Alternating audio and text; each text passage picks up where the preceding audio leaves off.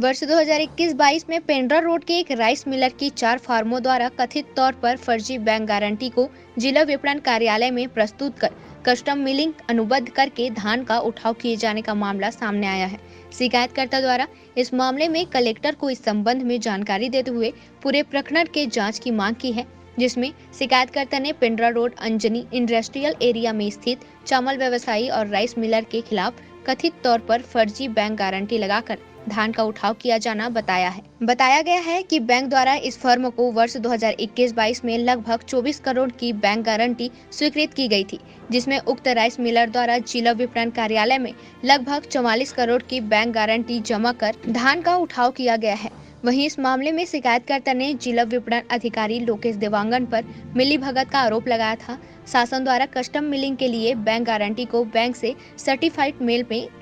Certified mail से मंगवाया जाता है, जबकि इस मामले में उक्त अधिकारी द्वारा कथित तौर पर फर्जी सील लगाकर मैनुअली जमा कर लिया गया था। इसके साथ ही पेंड्रा रोड स्टेट बैंक के एक आला अधिकारी की संलिप्तता का आरोप लगाते हुए 20 करोड़ की कथित फर्जी बैंक गारंटी का संदेह व्यक्त किया है।